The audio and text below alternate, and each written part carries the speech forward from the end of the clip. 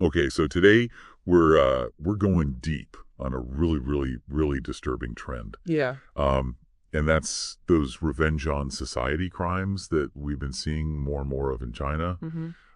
And each case just seems more horrifying than the last. Yeah, It's really chilling stuff. it really is. And in November we saw two separate incidents that just left the entire nation reeling. I mean, they were just absolutely awful. Yeah.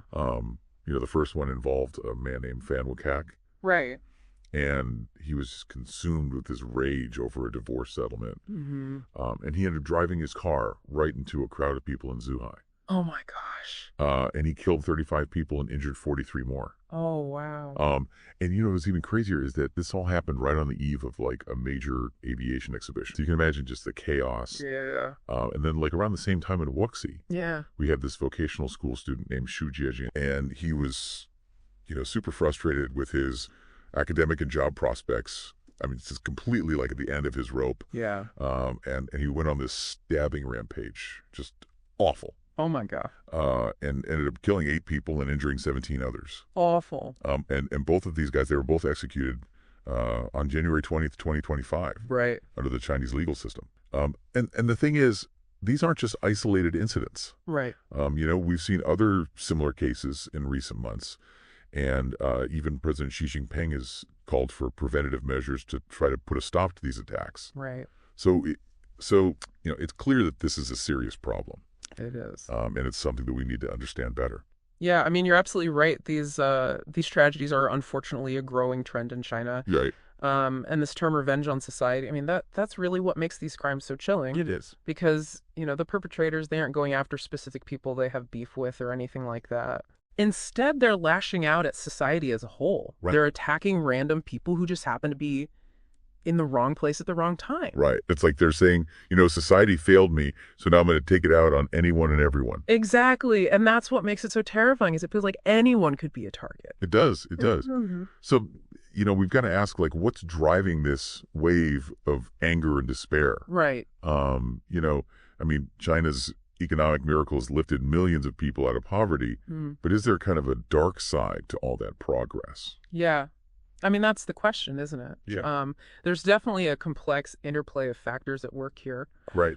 I think you have to start by thinking about the immense pressure that people in China are under these days. Mm-hmm. The Gaokao, that's their national college entrance exam. Right. It's notoriously brutal. Oh, yeah. These students are facing cutthroat competition for like a very limited number of university spots. Yeah.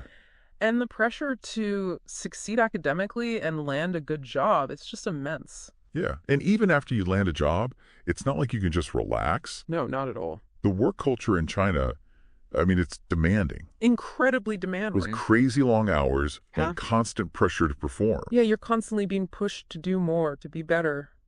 It never really stops. Yeah, it's like you're stuck on this treadmill that you can never get off. Yeah, a really, really fast one. Right. But, it's not just about these pressures on individuals, is it? No. There's a wider societal context, too. Absolutely. That we can't ignore. You've got to look at the big picture. Yeah. And the fact is, the gap between rich and poor in China, it's widening. Mm-hmm. And for a lot of people, the dream of upward mobility, it just seems further and further out of reach. Right. And then you have to consider that there are very limited avenues for people to express dissent or frustration in China. Right.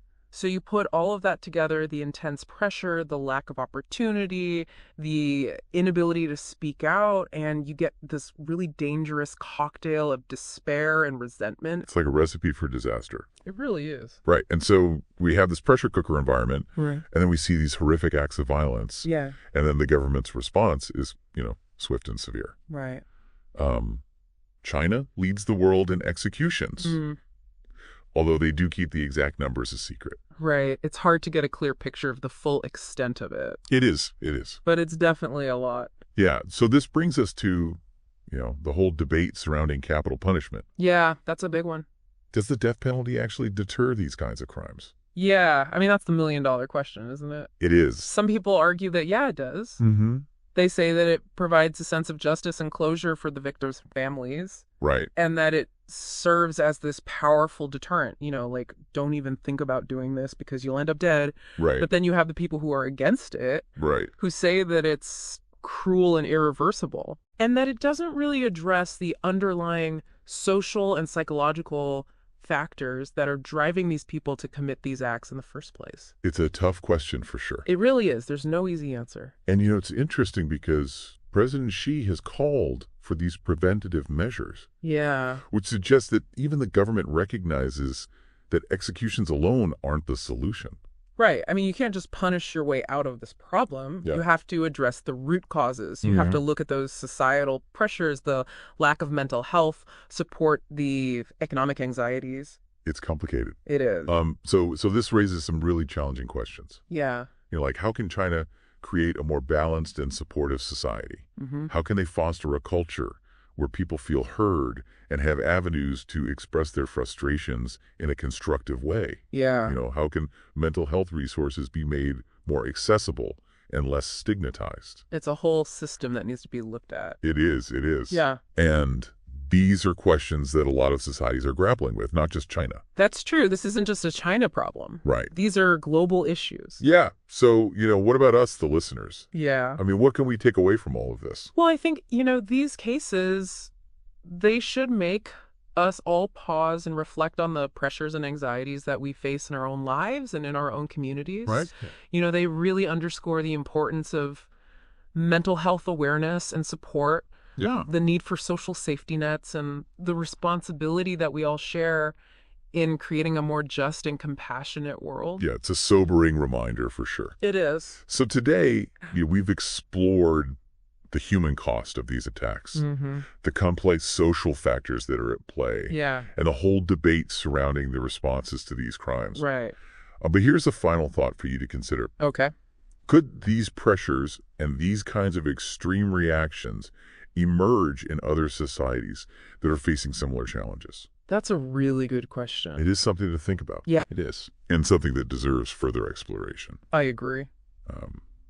So, that's something to, mull over. Yeah. And, hopefully we can all learn something from this and work towards creating a better future. I hope so.